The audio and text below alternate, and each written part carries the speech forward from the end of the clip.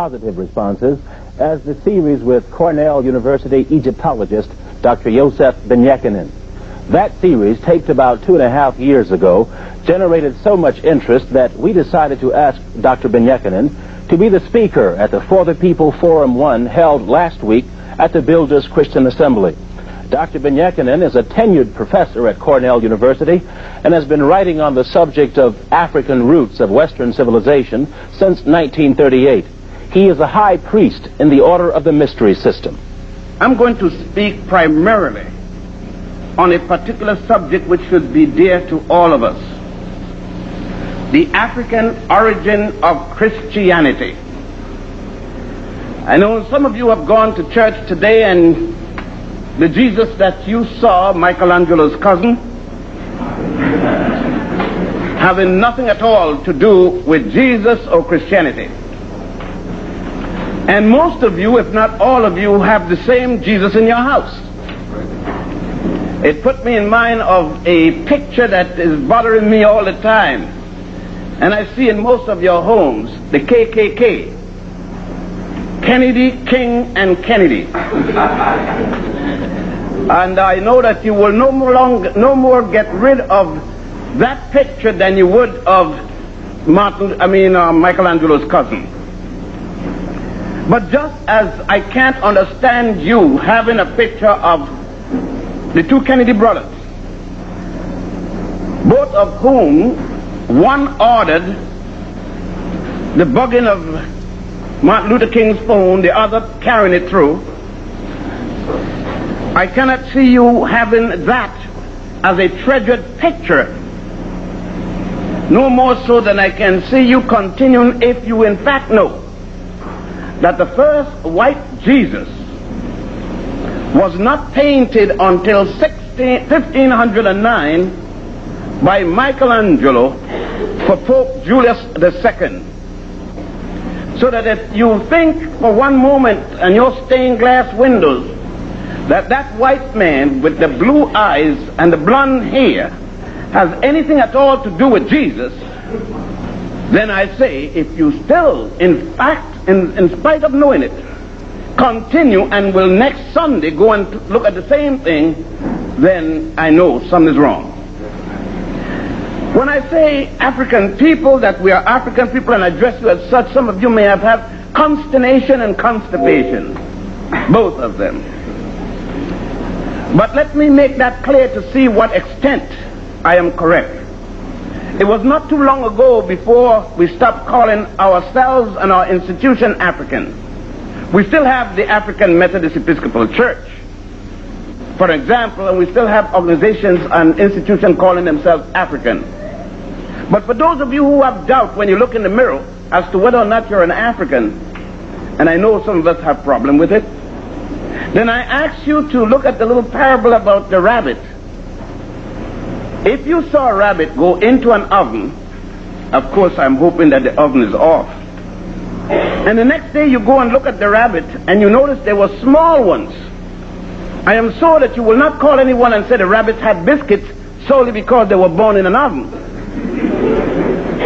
And if African people were brought to the Western Hemisphere, United States of America in particular, and then they got young ones, I am sure that the young ones aren't colored Negroes, niggers, jigaboos, and ghosts or spooks. They're still Africans. And if that is not sufficient for you, then you'll have to find your own analysis. But why is it so difficult that a subject such as this must come on this afternoon, this late date in our history? It is because our minds have been suppressed by most of those who control us on Sunday afternoons and other such times in the name of the Lord. And they themselves haven't been controlled because in the centers of theology, it is the white Christian, the white, and I hate to use the word Christian with respect to white quote-unquote brothers, if there are such things. My brother doesn't mistreat me.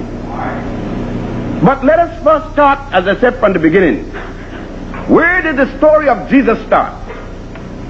It started 4,100 years before Jesus.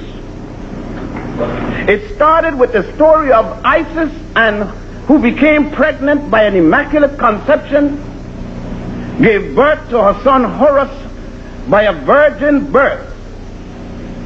Horus, who at the age of 12 removed himself from his population and went further south into Egypt at the Grand Lodge of Luxor. At the age of 30 he returned, and at the age of 33 he was murdered, cut up into 14 pieces, and so on and so on. If you look in what is called the Egyptian Book of the Dead and the Papyrus of Ani, you will see the same story. If you go to Egypt today, and by the way, Egypt is in Africa. The last time I looked at it on January the 9th, unless it took a 747 and flew away. But if you should go to Egypt at a place called Abydos, there is a temple there, still there, partially in ruins. The temple of the Pharaoh Seti I, S-E-T-I-1. And there you will see, not only in the hieroglyphic writing that the ancient Africans wrote, but you will also see the picture form the Africans painted, they drew the entire story of the Immaculate Conception and the virgin birth story. That temple was completed by Seti I's son, Ramesses II. Ramesses II took over in 1298 before the Christian era, BC, after the death of his father, Seti I. You will see at another place, at a temple for the god Horus, and that's at a place called Edfu. And you see the entire story of the crucified Savior there, on the walls and in the paintings and the ceilings and so forth. So what I'm saying to you, everything I'm going to say to you today, not only can you read them in books, but you can go to Egypt, to Ethiopia, to Nubia, and see in the ancient temples just what's there. And the question is, don't the Europeans, don't the whites know this? The vast majority do not know. But there are those in their universities and their high places, including Rome, who knows everything of what I'm speaking about today. But they have to suppress their own whites, much less those that they have enslaved. And so it is that even you have been dealing with what I'm talking about for the longest while. You don't have to take a trip to Egypt to see what I'm telling you. Just take $1 out of your pocket. I did not interfere with your dollar bill. Take it out. Don't be afraid. I'm not going to ask you for it. This is not the type of church that will ask you for it just because you got one. But if you look on the green side of your American dollar bill, you see the story I've just been speaking about. The question is, how did it get there? You see the ever-seen eye of Horus, otherwise known as the Ujet, U-D-J-E-T. And then you see around it the symbol of Amen-Ra. You say at the end of each prayer, Amen. And somebody told you some lie that it means so be it. It never meant so be it, and it still doesn't mean so be it. Amen was the god of the north in Egypt. Ra, symbolized by the sun, was the god in the south. And when Egypt unified herself, they combined the god of the north and the god of the south into the one, and thus Amen-Ra, A-M-E-N-R-A. And the house of fire, or pyramid, the Greek word P-Y-R-M-I-D, 2 words. Fire meaning fire or house, and mid meaning the house. It is in this context then that the early people in Africa, under the leadership of 2 Africans, one called Pantaeus, P-A-N-T-A-E-U-S, and the other one called Boetius, B-O-E-T-I-U-S. Some 1983 years ago, having fell out with another branch of their own, decided to then reintroduce the concept of the Immaculate Conception, the virgin birth, the murder and resurrection of the Godhead, which Horus, which later became Jesus, and so forth. But have anyone ever told you? What we're speaking about is Christianity before Jesus. There's 16 crucified saviors. 16. Jesus being the 16th. The first being Horus, along the Nile, in the land from whence your ancestors came. When the Africans along the Nile there started to deal with the concept of deity, God, there was no Greece yet, and there was no Adam and no Eve. Because Adam and Eve is a concept, an allegory that came from the Hebrews, otherwise called Jews. The first of the Hebrews, Abraham, otherwise originally called Abram, A-B-R-M. And let us just quickly put a little thing so we can get an understanding of what we're talking about at this point. There, so that we certainly wouldn't have no misconception of what this whole thing is. This is the Tigris, and this is the Euphrates. This is the Red Sea. This is the Indian Ocean or Indian Ocean. This is the world's largest island, the island of Cuba. Now they later called Marina and Madagascar, and now Madagascar Republic. This will be the Iberian Peninsula here. This will be Italy, the Italian Peninsula. This will be the Greek Peninsula here, and that will be Turkey and so forth.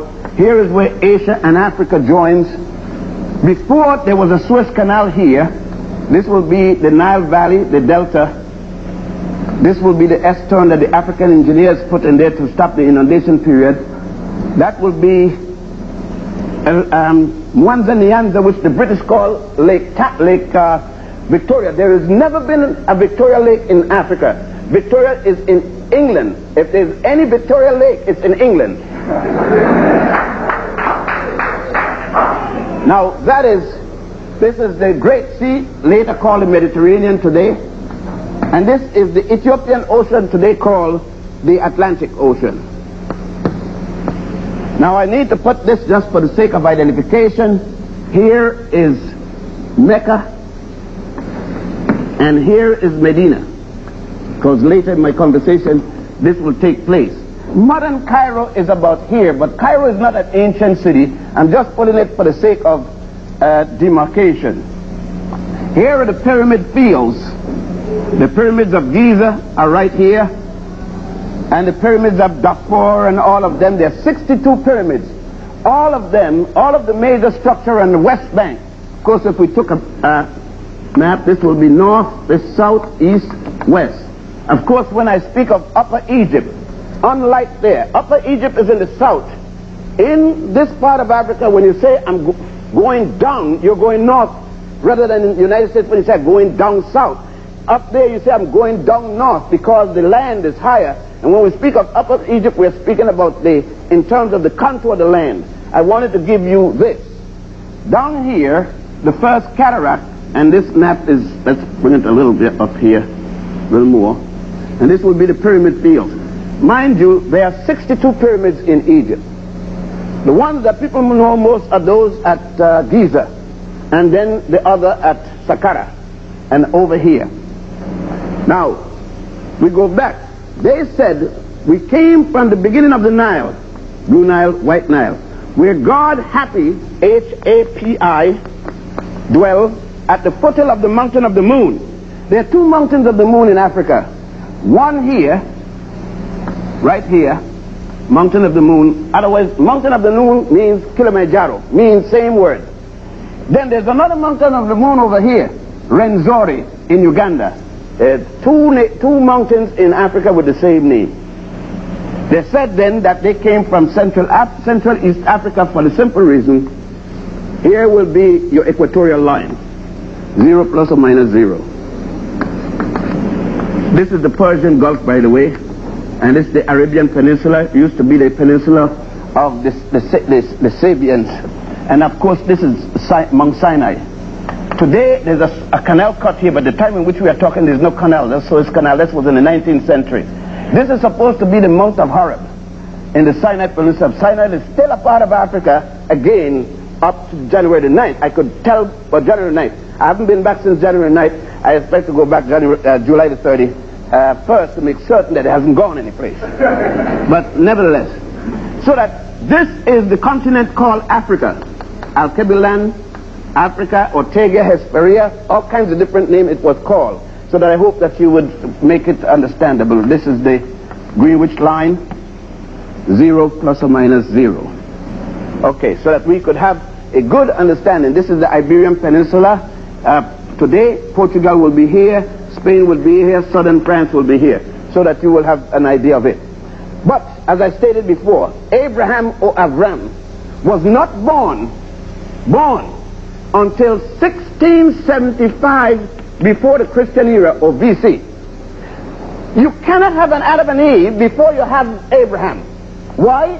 The Jews are the one that introduced the concept of an Adam and Eve. You don't have any book older than your Bible, your Judeo-Christian Bible, whatever version, with the book of Genesis, no other people in the world ever mentioned.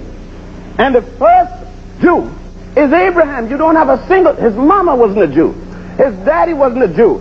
They says Abraham was the first of the Jews. Your own Bible says it. So then, anything about the beginning of the world must be something he thought of. He had no concept of it. In 1675, the Africans along the Nile were already in their 13th dynastic period. 13th dynasty. I'm not talking about the pre-dynastic period. Are we to say that the Africans here had no concept of religion before Abraham was born? When Abraham was born here, in the city of Ur in Chaldea, this Chaldea was already a colony of these Africans. These Africans calling themselves Elamites. E-L-A-M-I-T-E-S. So that even Abraham was born at a time when the Africans was controlling the state where he was born. I know that in the university you're learning all of this. I'm just trying to refresh your memory. Now, when furthermore, the book of Genesis isn't written when Abraham is born. It isn't written until 700 BC at the Sanhedrin, when Jewish scribes decided, and they did not even write the book of Genesis as the first book.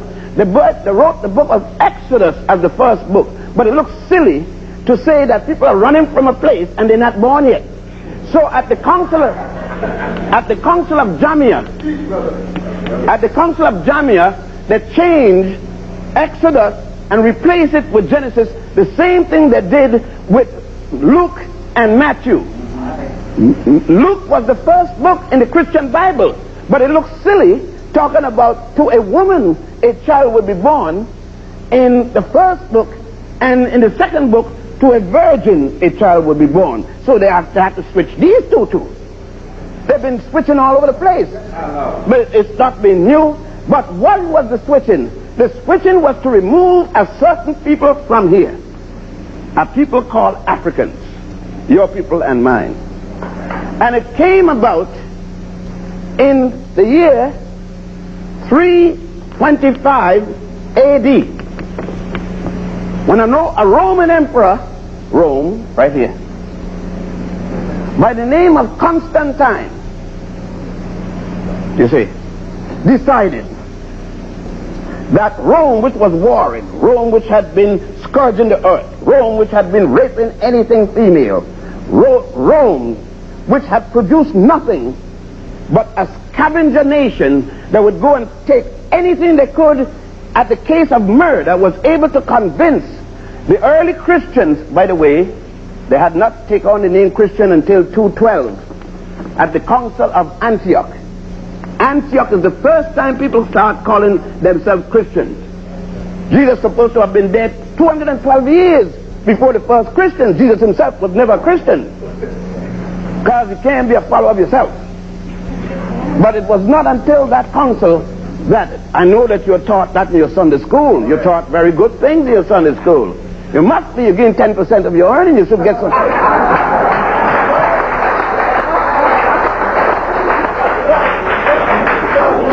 I mean, if I'm paying in the university, they're going to have to come up and do some good teaching. Now, you may find some people leaving, but you know how it is. It's kind of rough stuff here today. But nothing lasts forever. They have screwed us up for years. And the time has come for us to at least remove ourselves from the type of slavery that we're in. You talk about you're free. I heard you all talking about that the other day. I don't know what you're going to free. You're free with a shackle off your hand, off your foot, off your waist, but the one in your mind. That's right. That's the one I want you to get free of. That's right. Now, and this, in order to free yourself, you have to be able to be in a religion and free. You have to have a God that looks like you. Everybody you meet got a God. Look in any white church and see if they got any God look like you.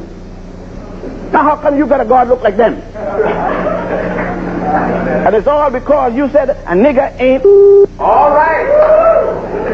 You're the one that's been saying it. You said it this morning. No, you don't say a word like that on Sunday. You say it tomorrow. All right. And within that statement is because you have not been able to relieve yourself from your stained glass window. Michelangelo's cousin.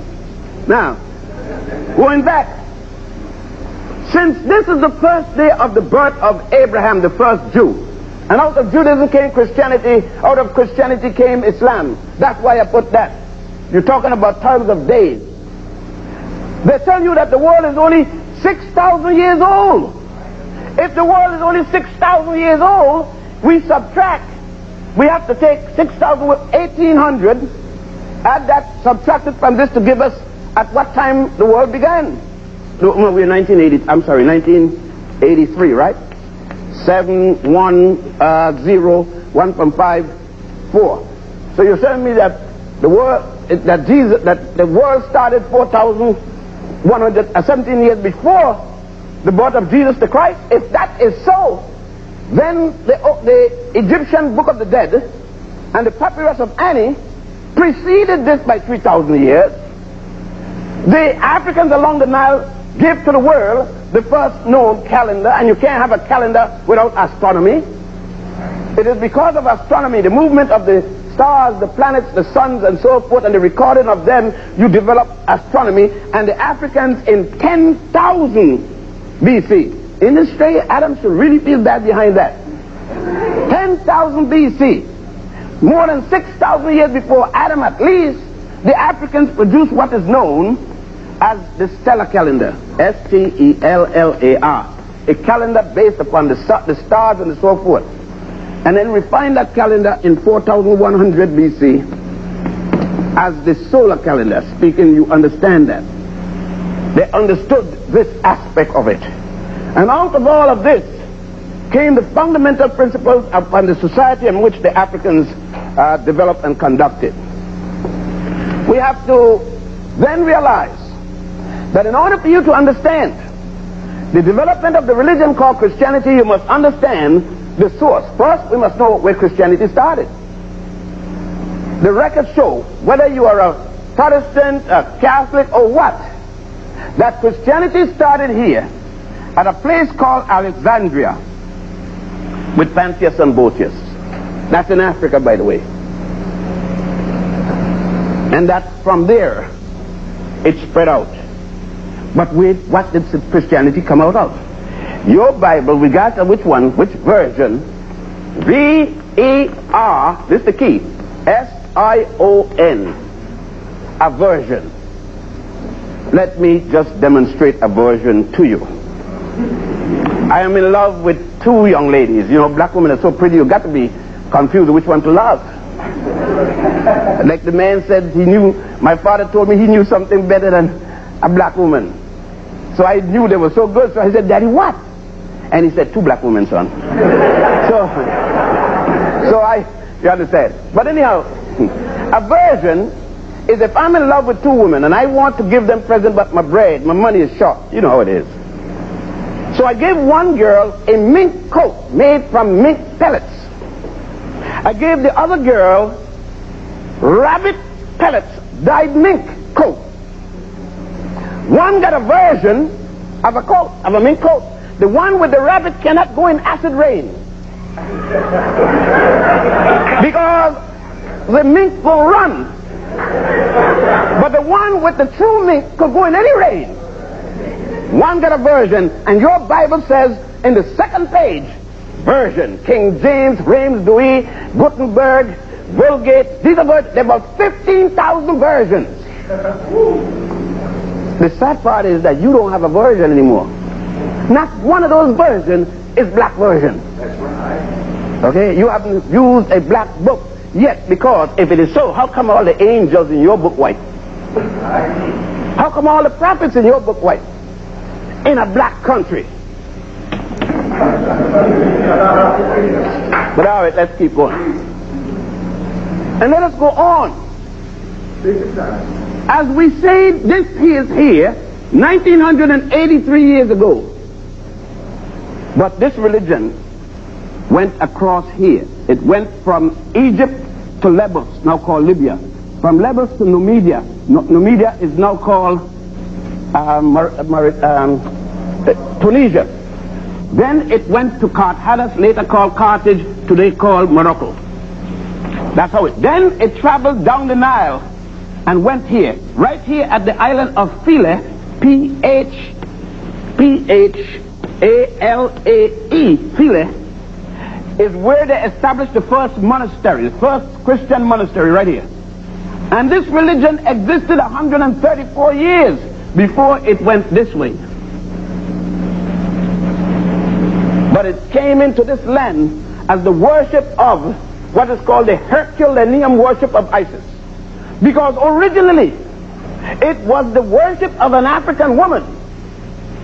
It will seem strange, it should seem to you, that the first worship that man worshiped was not a man, not a god, but a goddess. The goddess Hathor. Hathor. Hathor. Hathor. Symbolized as a cow with a sun disk between her horns, which the Jews adopted and called the golden calf. The present Hindus adopted it and called it the sacred cow.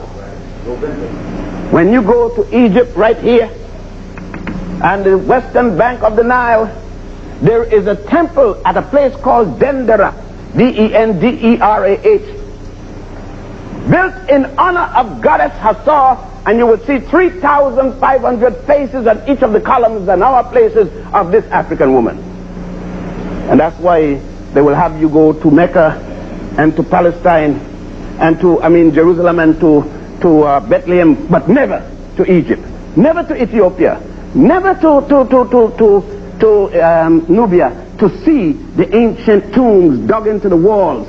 When I say tomb, this building is less than a quarter the size of the average tomb. I'm not talking about an 8x5 thing, where all the records are there. When you talk about this, the source of this having come to Judaism, but where did Judaism get its belief source?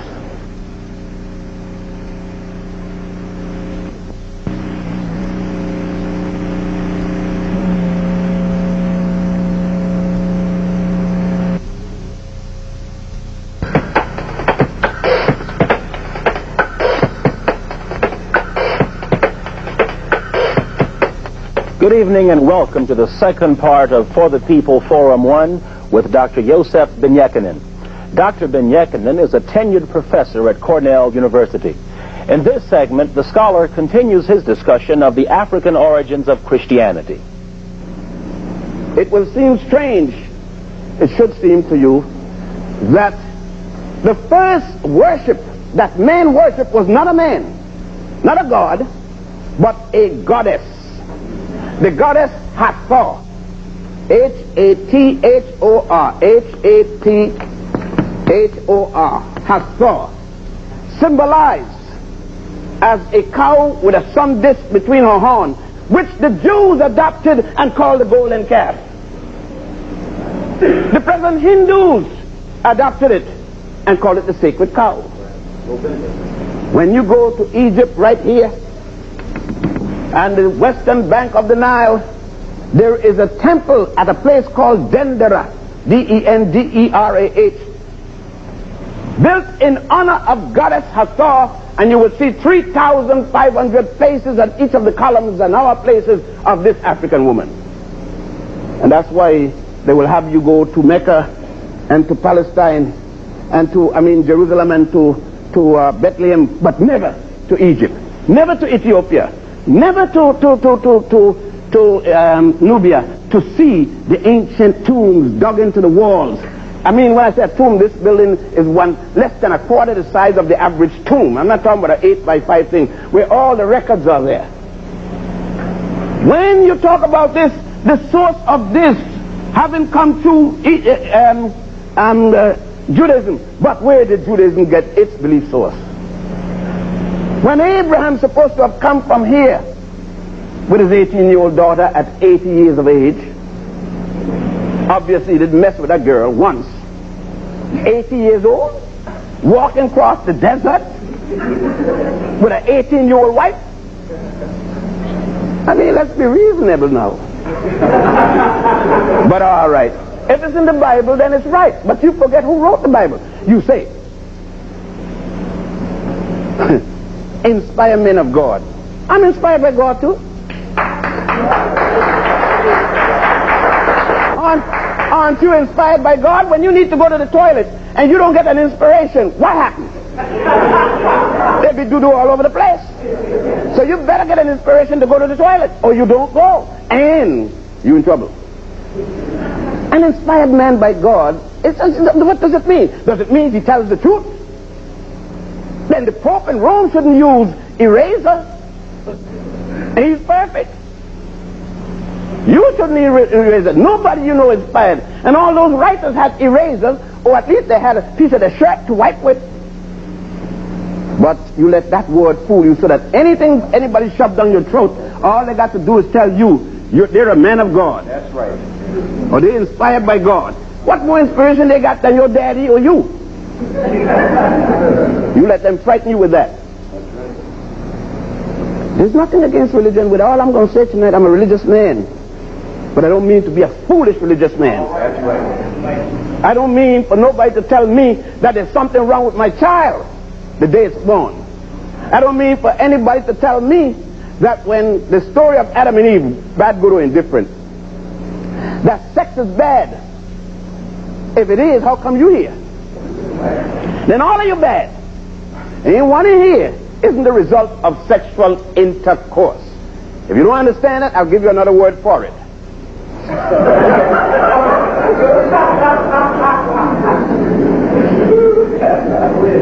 If in fact then that God made sex, and it's the only way that a woman could get pregnant to have the baby, or the result of sex, even if they have artificial insemination, then you're saying that what God gave was bad, and therefore that if a woman had a child and wasn't married, that the child is a bastard, illegitimate. Jesus' mother Mary wasn't married to the angel nor to Joseph.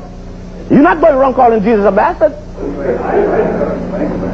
And where in the Bible it says there was a city hall that you stop and had a blood test, then went and get the license and then get married. Your Bible said, and God made two people, a man and a woman, and sent them out to multiply. He didn't send them to do 2 times 2 equals 4. Send them out to get sex and have babies. That's what he sent them to do. But you let some sucker come and tell you that the mere fact that your child is born in sin, and therefore something is wrong with the child. What's wrong with the child? How else could the child have been born? Why would God curse the thing that God made and checked out? Amen. You think that God made sex and didn't check it out? Would you make a car and never run it, test run it? But no, you see, but you don't say nothing about it, because a man stand up or a woman and tell you, run a lot of things down on you, make you feel guilty, make you go in a mental institution for the things that God gave you to do. But the Africans didn't bring this. Along the Nile, when the Africans established the worship of goddess Hathor, the first known deity, long before they worshipped Ptah. That was the first known male deity. The first known female deity was Hathor. And then there was another a female deity by the name of Goddess Nut, spelled like nut, Nut.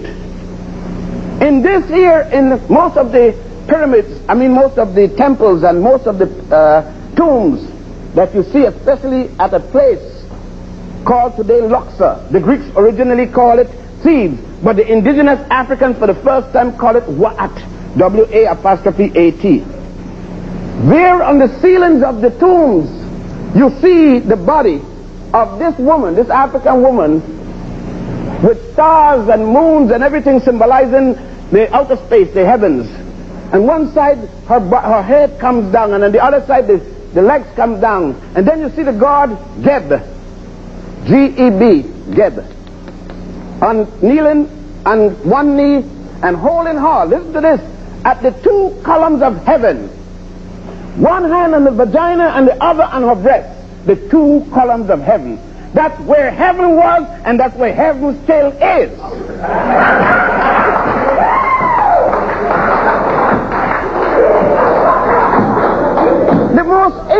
The most ancient writing about the word heaven, the ancient Egyptian Africans call it Aminta. The opposite of that they call Abydos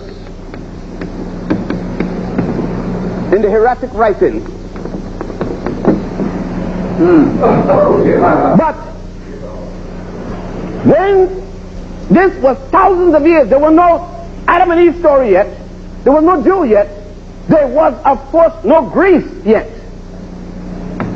We don't have Greece, doesn't come in history until 833 BC when Homer wrote the Iliad and the Odyssey. And Homer said that even the gods of Greece, the gods of Europe, the two first gods, Zeus and Apollo, came from Ethiopia. Go read. You're in college, and I'm sure that you have to read the Iliad and the Odyssey. And you come up with your PhDs, and you're wearing your fraternities and your sororities, and you don't know none of this. And your Greeks, your Akabata, Bapadata, Lapadata, and all of that. And you know nothing about yourself. Your Greeks preach everything else, but know nothing about yourself. You're proud of everybody who learned from you, but not of yourself.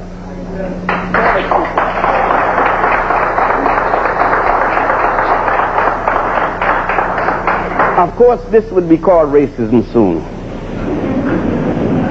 Yet I haven't said that anybody inferior or superior. All I'm dealing with me. I have no time to deal with other folks to be racist because there's so much of me that I need to deal with that have been so long neglected that I don't have time. Man, I will be teaching another 2,000 years and don't start yet.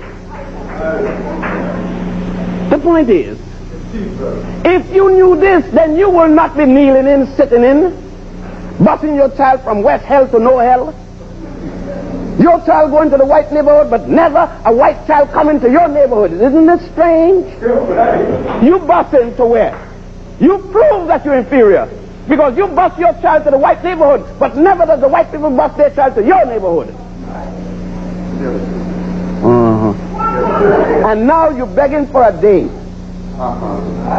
You're going to Washington to beg for a day to take off in honor of King. You see? The Italians got a day for an Italian that got lost. Trying to find here. Think he wants to go to the east, wound up over here. They got a day for that. The Irish got a day for a man that said kill some snakes. Came all the way from Italy to kill snakes in Ireland. The Pole got a day for General Pulaski, and so on. They took a day. They didn't beg a living soul for a day. They took the day. You got to be on your damn knee all the time begging. Take the day.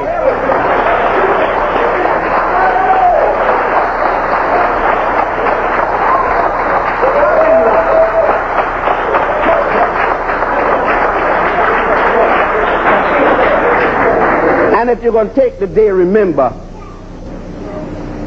that a woman named Rosa Parks did it long before Martin Luther King Jr. was told by his mama. His mama, not a black woman. Go down there and get yourself straight. I'll send you up there in Boston to get soft. A black woman.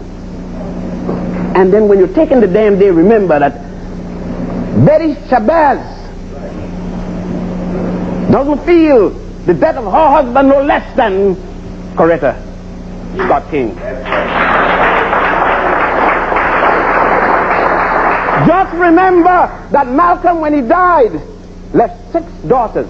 The last 2, the twins, he didn't even know existed because Betty was going to surprise him and tell him she was pregnant. And he got killed before his birthday, but he got killed before it happened. So his last 2, he didn't even know that his wife was pregnant.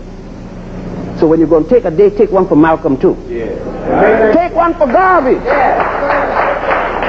Take one for Garvey, take one for Du Bois. Take one for Nat Turner, Denmark Vesey, Henry Highland Goddess, Sojeta Truth, and Harriet Tubman. Take one. David Walker. Please don't take none for Christopher Adams. Got shot in his rectum, defending his master. He was no hero. He happened to be black. Happened to be black. He didn't do nothing for black people. He didn't do anything for himself. He got shot. So somebody has victory. But let's go on here. Nat Turner and Denmark Vesey understood Christianity. They took up arms to defend themselves as Jesus took up a stick and whipped some in the synagogue. All right.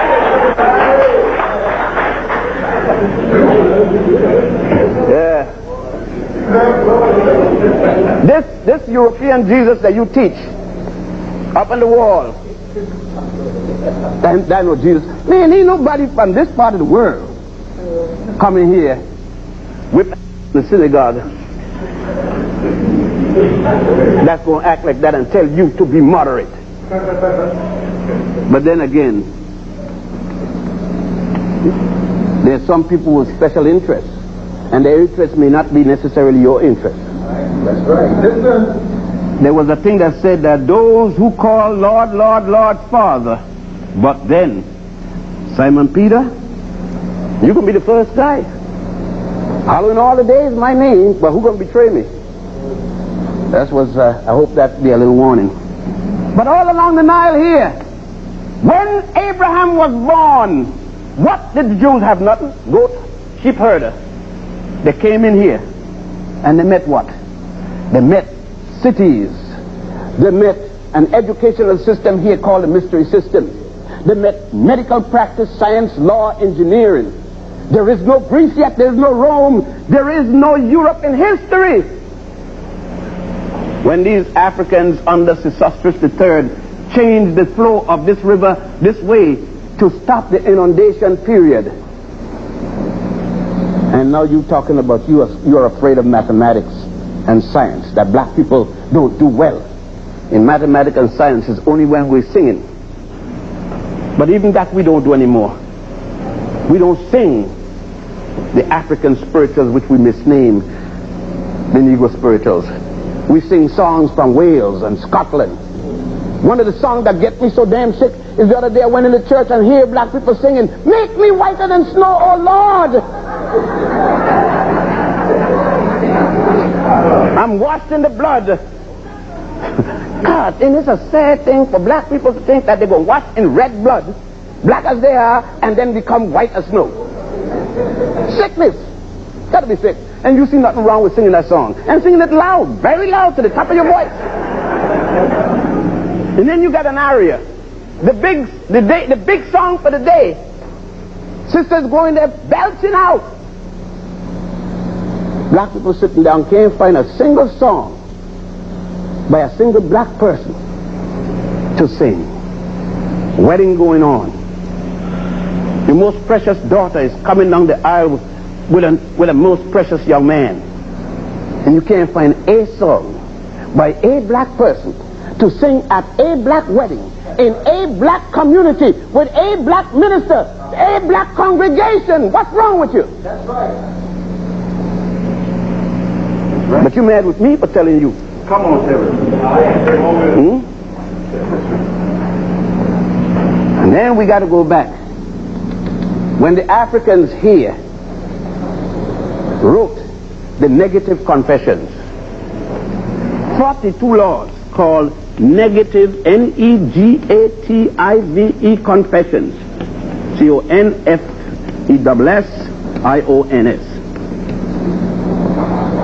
Listen to some of them. By the way, they were revised in 4100 BC. I have not killed man nor woman. I have not made light thy bushel. I have not spoken ill of my mother or my father. Sound familiar to you? I think you call them the 10 Commandments. And you found them in the book of Exodus. There was no Exodus yet when the Africans go in the tomb of Ramesses III, and you would see them, all of them, on the left-hand side as you go on down. Plus other places. Go, look in, they may be here, but Elizabeth may have one. Look in the rear section of the book of the coming forth by day and by night, which they call the book of the dead, and you see it there in a section called the Osirian drama, Osirian drama, in honor of God Osiris. And you see where Moses got the 10 Commandments, not from Mount Sinai, Mount of Horeb. He got it from here, where he went to school. He got 42, not 10. Moses the African, here, was born here, in the city of Sukkot, your Bible says. How in the world, if you were born right here, in Columbia, South Carolina, is it possible for you to go to kindergarten, from kindergarten to college, postgrad, your bachelor's, your master's, your doctorate, your postdoctorate, and never heard of the United States Constitution? Is it possible for Moses to have been born here and for 80 years went to the school system, became an officer of the government, and never heard of the basic fundamental laws of the society, the negative confession? No. But how come you don't hear it from the pulpit? That's right. How come nobody from the pulpit tell you, let's go to the Holy Land? Here it is, 11.3 million square miles of Holy Land. The continent of Africa. Because you had too many Tarzan and Jane. Too many Jeffersons and whatnot. You see? But then if you deal with this, you deal with your own heritage. You forget that the present Pope in Rome is going back to Poland to worship at the feet. This is his own words. And it must be good because white man said it. He said, I am going back to what? Worship at the feet of the black Madonna and child. Where is the black Madonna and child? There she is sitting in the audience. There she is. Any black woman out there with a child is a black Madonna. But no, how could it be a black Madonna when you beat her like a drum? You walk off and desert her with her baby's child. You desert her when you get $1 as soon as you could throw a basketball knee-high to a grasshopper and run across the airport at Hertz with a suitcase and call yourself Herschel Walker. You can't find her no more. When you garrot up behind the trees and in the backyards and in the alleys, she's a good black Madonna, but as soon as you get a buck or a name or you hit the numbers, then you can't get her because you want somebody commensurate with your dignity on stalkers.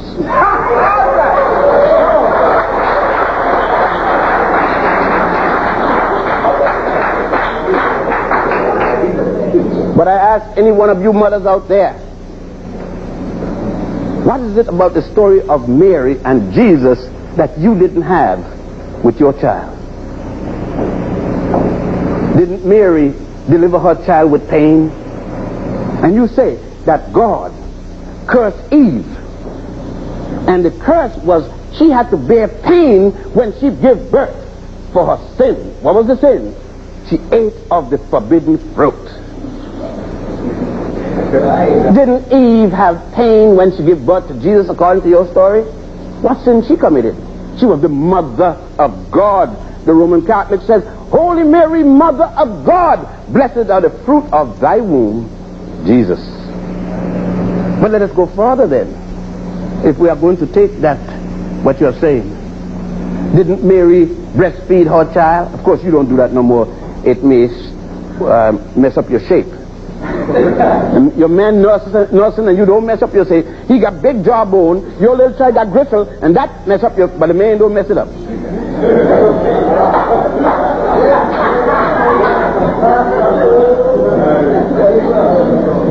Contradicting values. Didn't Mary clean her little boy when he messed himself? One time at the university the other day, I was speaking to a young lady who was ultra religious, and I said, well, Jesus messed himself, his mother must have. She said, stop! I said, what happened? She said, Jesus never messed himself. I said, well, when he came out of Mary, he knew how to change his own diaper. And even if, in order to change the diaper, something must have happened. Did he know to pull on his clothes the day he was born and go his diapers and go to the bathroom and defecate? She said, well, Jesus didn't do such things. I said, well, last time you said Jesus was drinking some wine at the wedding, right? He drank water, he had a supper and all that. Then he must have gone to the bathroom. Oh, since there was no bathroom in the days of the outhouse, and if there was no outhouse, he'd be in the yard or someplace. But they couldn't see Jesus. They jam up. As soon as he said Jesus, or some black folks get all jammed up. Can't think no more. Can't reason.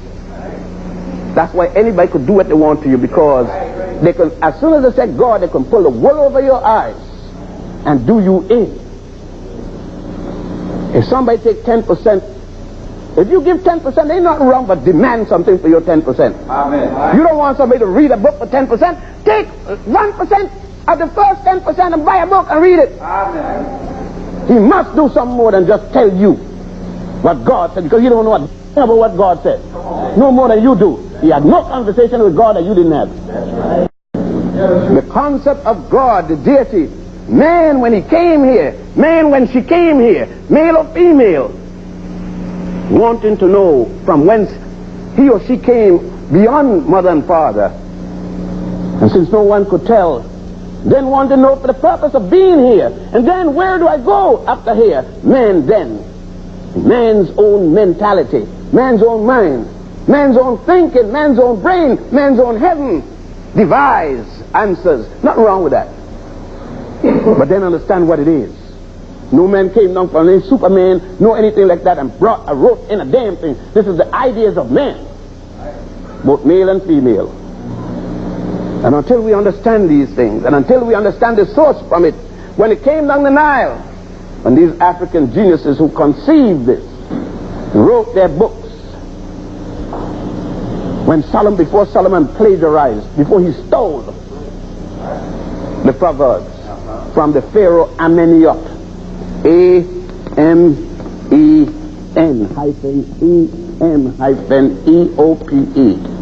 who died 1,000 years before Solomon was born, and taught all of those so-called proverbs that Solomon and the other Jews stole. Before Moses, they admit that Moses gave to the world monotheism, an African by the name of Amenhotep IV. Amenhotep IV, otherwise called Akhenaten, who died more than 49 years before the birth of Moses, spoke about a one and only true God named Aten, A-T-E-N, the man that got rid of his army in non-violence. A man who got rid of his army because he didn't believe in violence. Dr. King should not have gone to Mohandas Karamchand Gandhi in India. Gandhi himself, they should have read it, and the picture doesn't tell it. Spoke of where he got the idea of a method of non-violence as a strategy by reading the works of Akhenaten. But they couldn't put a picture of Akhenaten because too dark, too black. Even you won't go to it. Because you see, when you get a chance to make a film, the other day in the 60s, what you made? Badass Sweet Back.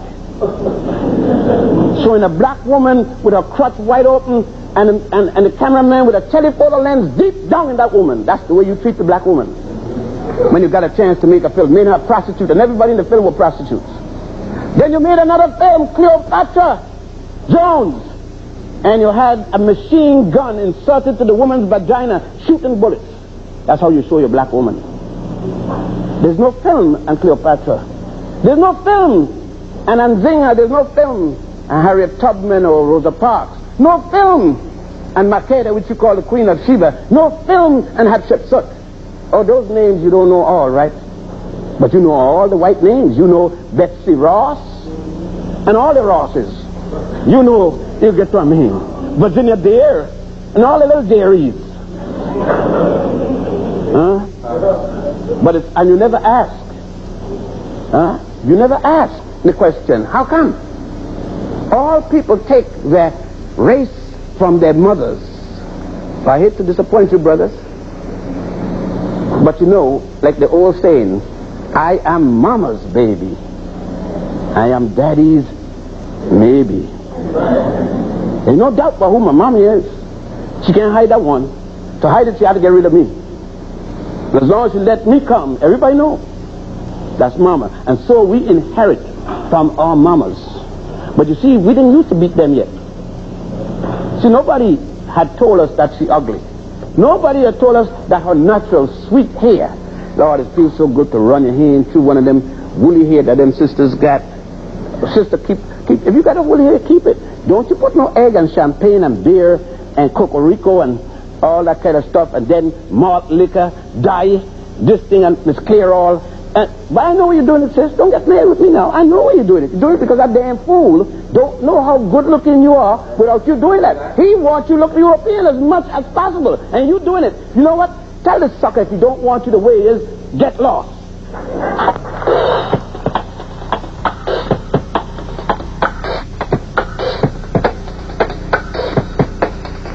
Good evening and welcome to the third and final part of For the People Forum 1 with Dr. Yosef Yochannan of Cornell University.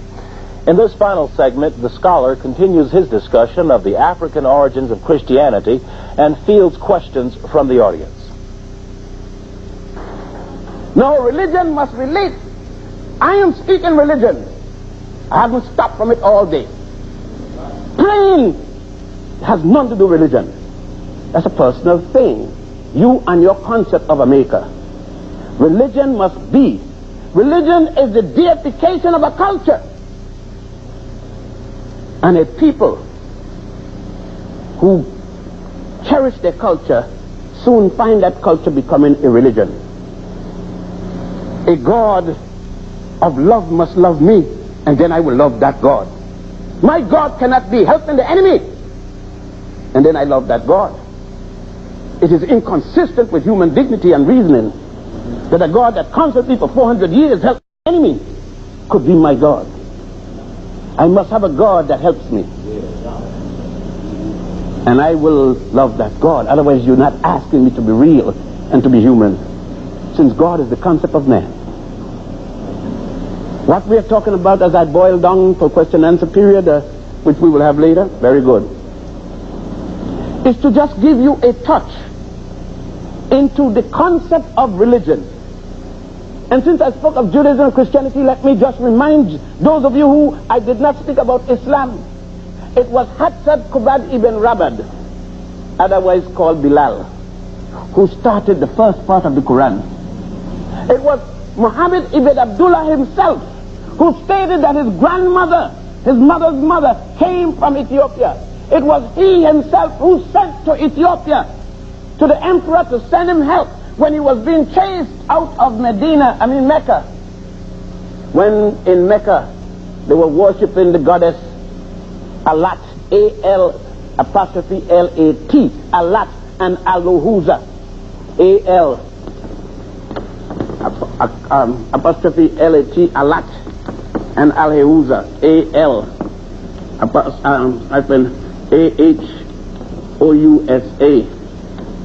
Alat became Allah.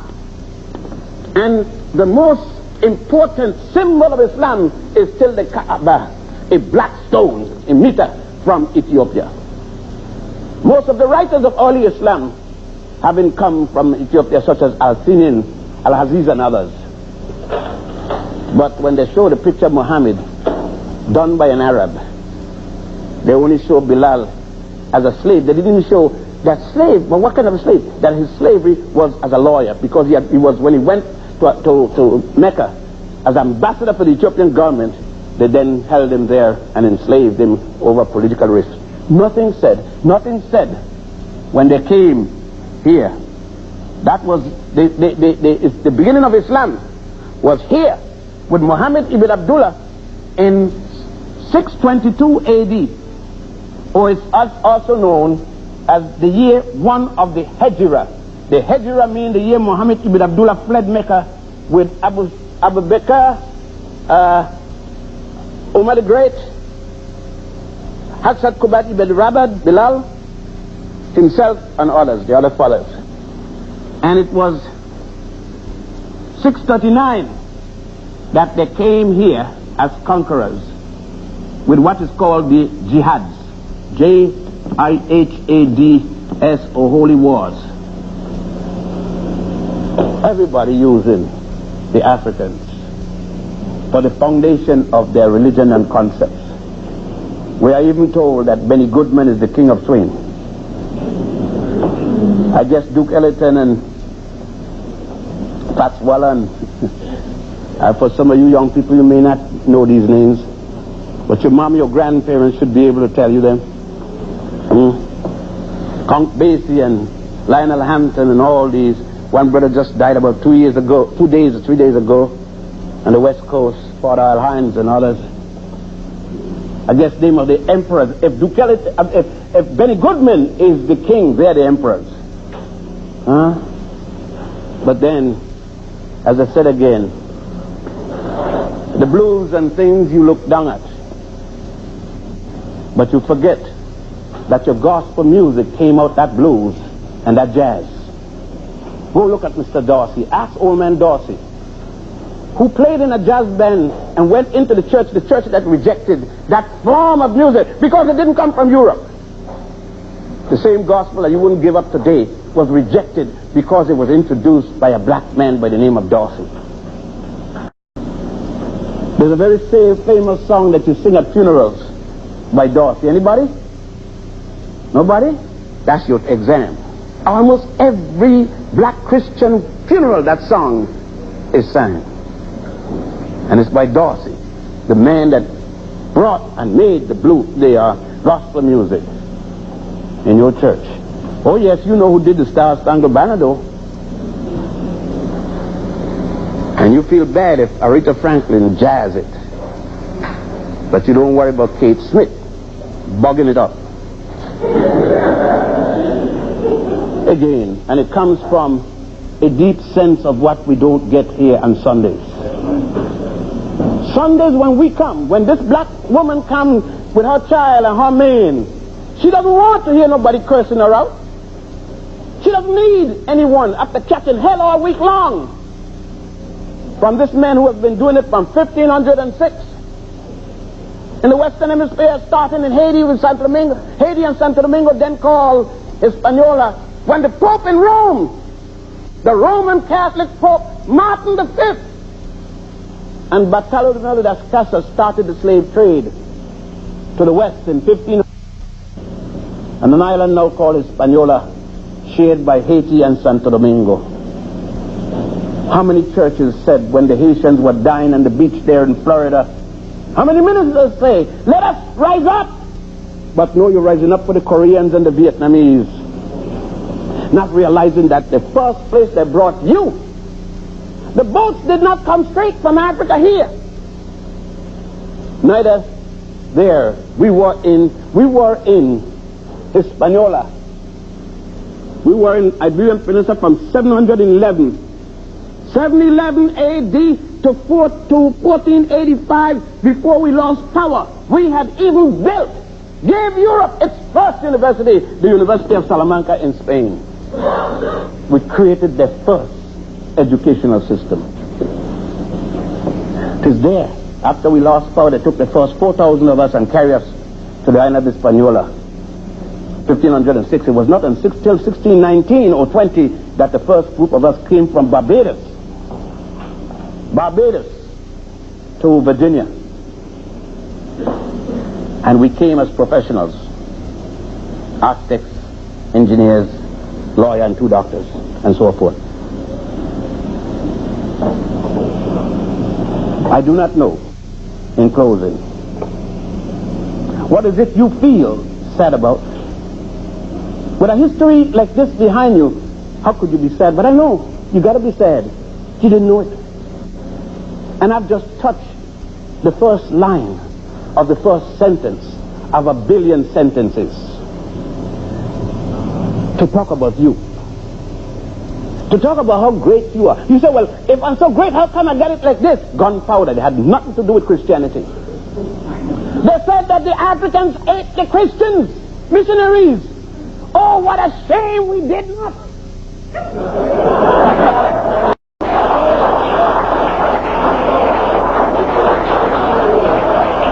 But let me tell you, it is never too late. The man who mistreated us knew what he was doing. Why should we now say, well, after all, he's a child of God? Isn't it strange that when somebody dies, all of a sudden they become good? Beat a woman all day of his life, kick her, starve her, and when he died, instead of she's dead, God, I'm so glad you killed him. I wish I had the chance. The minister tell her to say, well, after all, he's God's child. Don't you beat your bad child? Or have you gotten so modern that you let the child knock the hell out of you and don't want to hurt his ego? Not my children. My children get a whipping, not just a beating, whipping. And their ego is damaged because I want it damaged. I beat them to hurt the ego. So that when he gets 18, he doesn't have an idea of messing with me because he knows it ain't beating then. He's going to die. If he raises a hand, any animal chastises its young, then why not us? Yes, we cannot go there voting for Wallace. He doesn't suddenly get good because somebody shot him in his back. But there you are. He's reformed. He got good. Lester Maddox got good too. You sold up for pork chop. Oh, when are we going to learn? But one day, like I say, nothing lasts forever. They didn't believe that the day will ever come when I will be able to get up in front of my people or anybody else and speak like this to each other. They didn't believe the day would ever come that we would again read. They didn't know that we would take up the Bible, which we originally started. They didn't know that the day will come when we did not have a Bible with just 3 pages that says, slave, obey your master, render unto Caesar that which is of the Caesar, and unto the Lord that which is of the Lord. Can you imagine Jesus saying to people, be satisfied with slavery? Now, you know, the guy that put that in there had nothing to do with Jesus. No way in the world. A man who violated every rule that he didn't like, that was opposing the people. A man who stick his hand around a woman's neck. Yeah, Jesus put his hand around the sister's neck and said, hey, what's wrong, baby? You said, Jesus didn't say that. They said Jesus spoke in the language of the people. What is the language of us? We're not English. He said, hey, baby, what's happening? And he sucked a 2 kiss. Jesus had to kiss her as good as that sister looked. He took away even the sex from Jesus. Can't have no sex. Why? Because you sick about sex. Because sex means something bad to you. So Jesus had to have no sex. Jesus gonna make all kind of woman, make all kind of man, but never check out sex because you sick about sex. Because your sick little mind makes sex bad. Nothing wrong with sex. It's wrong with you. If you go around making your body a garbage pail and he go around start to put it in like a cigarette butt, then naturally sex is bad and Jesus couldn't have had it. But if sex was good because your mind treated good, then Jesus could have had it. But you couldn't have Jesus with sex because with your sick little perverted mind, it was of the devil. But God took all the time to make a male reproductive organ a female reproductive organ which is better than any wristwatch. Intricate, with all the ramifications of reproduction, sperms and ovaries. And then God curses. We go to all that trouble. Go to a gynecologist and ask him the intricacy of a woman's reproductive organs. Go and ask him why, with the mistreatment of brutal men, she has to come there all the time for treatment, because of the delicateness of this African woman. And then you take her body and say that she is something less than honorable, solely because you have a sick opinion about what sex is. You don't come to any church and let any man stand up here and curse you. If he can't tell you great things and make you feel good, get another place to go to. Let him know, I will not pay you to curse me. I will not get up in front of the congregation and testify that I'm a prostitute because I got pregnant, I wasn't married. No, I have a child like anybody else's child. And for you women that put your daughter out the house because your daughter was pregnant and wasn't married at the time when she needs you most.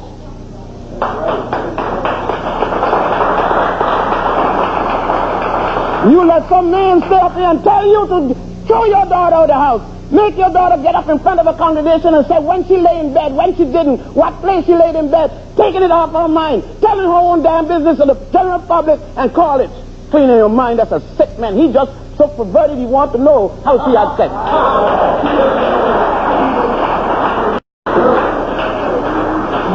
No, my brothers and my sisters, we have gone through enough agony to be agonizing ourselves. We are a good people. We have to have been to do the things we do. We have been carried. Our Holocaust is not with an... Our Holocaust doesn't end with a T. It ends with an S. Holocaust. 50 million of us in the southern tip of Africa. Murdered because we were what we were. Over 25 million of us in what was then called Congo. Countless millions more elsewhere. 15 million of us across the Atlantic in what they call the triangular trade, as our women took their newborn and threw them to the sharks, which was they thought was a better life. A mother taking her son as she gave birth, and only sometimes hear the child, never seen it because it was already contracted for. And we are asked to forgive this, even to forget it. And we pray and kneel and say we will never touch a hair in the manner other man who did that to our mothers, our daughters, our sisters. That's right. What kind of men are we? That's right. To stay there and see our women being so molested and mistreated and kneel and pray and ask, would you think Jesus would have stood there and let a man do that to Mary? But no, you don't believe in violence. Everybody else does.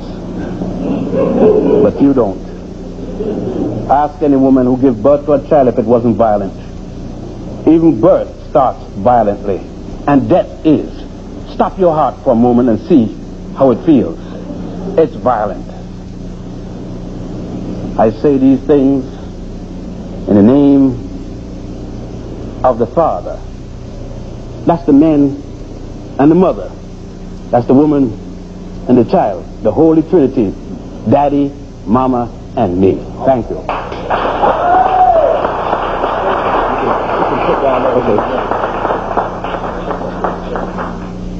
First of all, I'm glad to have you here. I think you're a great inspiration to us all. My name is Yosef. I'm from Colombia. The question that I had, which would clear up something in my mind and possibly cut the mind of others. You mentioned earlier that these ideas of man's understanding deities are the ideas of man. My question is, how does that tie in with the Creator? How do you assess the Creator in connection with the ideas of man? If he felt a need to look for a higher deity, is there a creator in your sense, or is it just in man?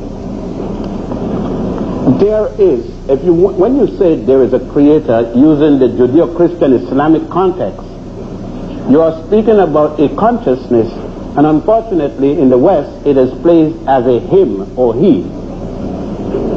Everything that I have seen thus far, including the egg comes from a hen, so when the nonsense come about which came first, the hen or the egg, if somebody show me an egg laying a hen, then I'll ask the question.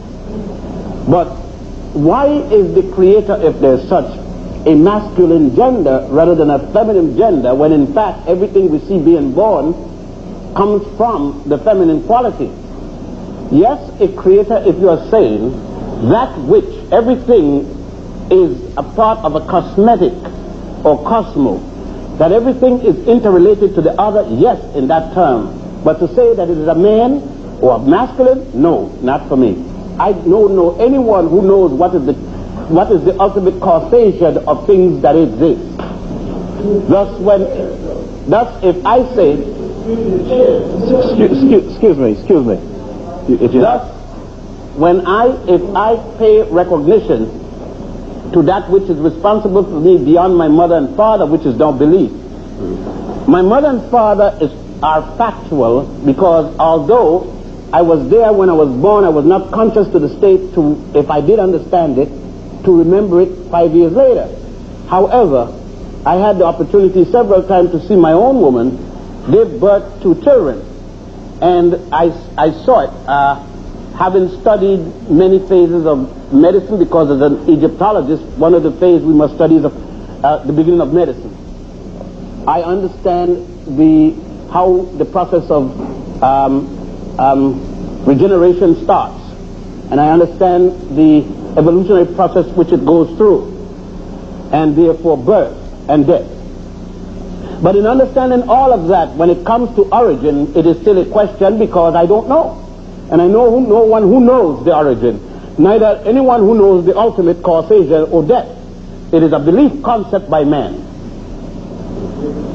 Okay, and my next question has to do with, if I may ask it, has to do with leadership today in America. How do you see the leadership in America coming together? There are many fronts in terms of black leadership, and that's what I'm speaking about. I cannot make the decision for every African American, but I can say that I will say that you do nothing sitting down waiting. I will say that don't sit there praying and asking for things to happen, because even Jesus, they said on others, and Muhammad ibn Abdullah and others, were not seen just kneeling down praying. None of the great prophets of fast, and none that I know of today, sit and wait for things to happen. Even the Judeo-Christian said, I will help those who help themselves. So that I'm saying that I will not be presumptuous enough to decide for you what course you must take, but I'll say this much: you've got to take a course. You've got to do something to relieve yourself of the conditions that exist. Now, everyone would like people to follow the way that they approach it, naturally. It's a human tendency. And I would say, in that context, I would be glad if people will see that all people in America, and it's never a melting pot, look back to the land of their nativity, the land of their origin, using origin in the anthropological sense. And that we have to see that the struggle in Africa is no different than the struggle here. We are the same people. And until we understand that the struggle in Haiti, the struggle in Barbados, Jamaica, Trinidad, Grenada, Nigeria, Ghana, is the struggle in Columbia, South Carolina, Atlanta, Georgia, Harlem, New York. You get what I'm saying? What?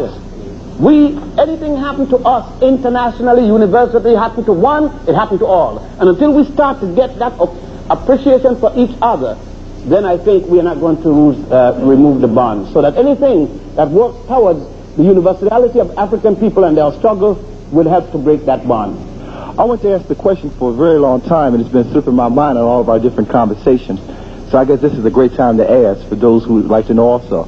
You was at the funeral of El Hajj Malik El Shabazz, Malcolm X, and I just want to know, what was the intensity, or what was the intenseness of such a gathering and such an occasion of that in Harlem in 1965? I was one of the advisors to what we would then say in those days Malcolm X. I was at the United Nations as the chief in charge of the East African desk.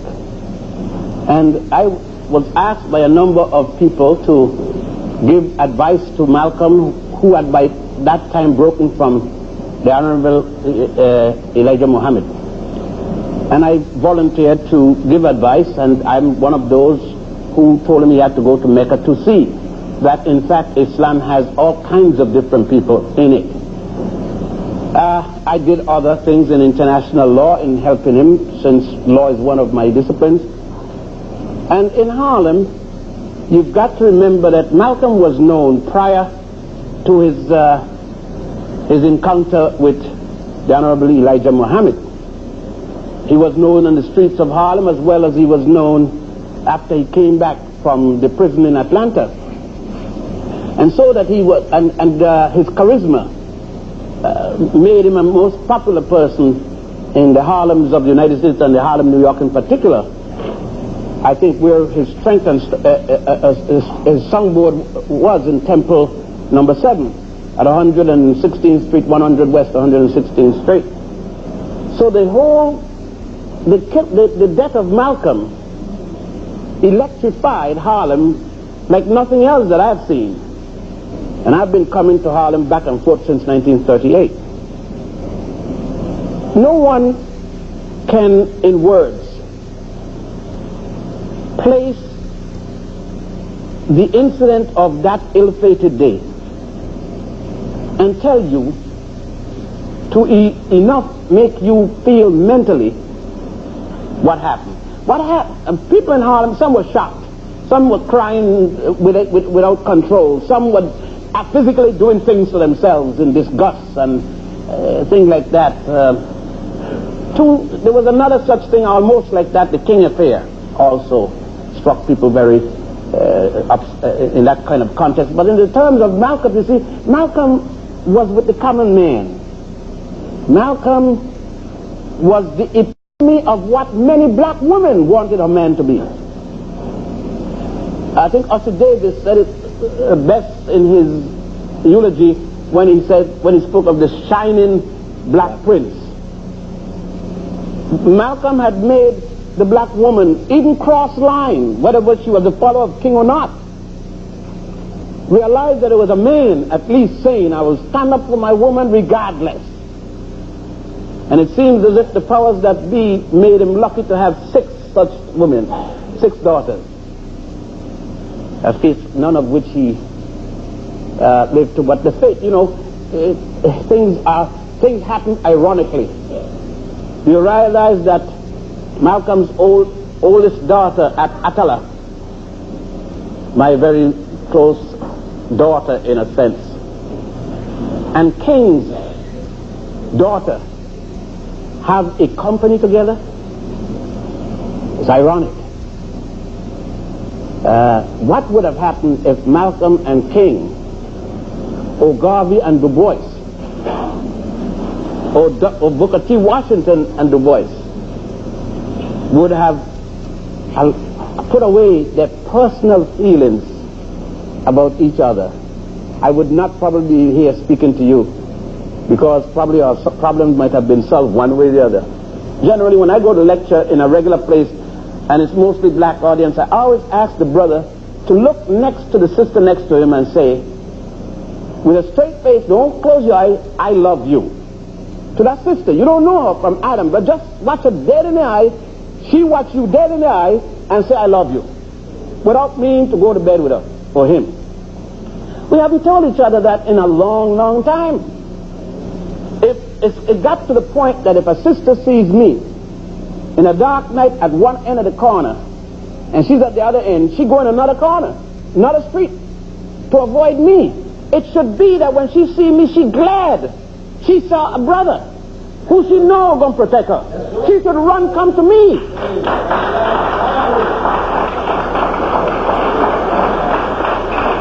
nobody's teaching that. Everybody's teaching that I individually should prepare to go to heaven. But nobody's saying I should prepare so that she could come and feel safe in my company. That she should feel free, that if she's going someplace, say, hey Ben, give me a ride up the street. That I'm going to give her a ride up the street. Don't even ask her name if necessary, without asking her to get in her pants.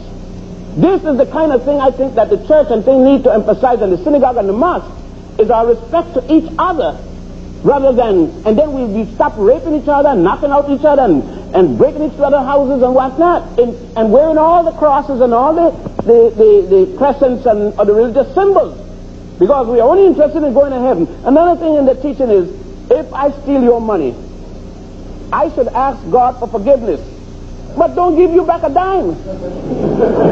I didn't steal God's money, I stole your money. The minister should say, give the man back his money plus the interest.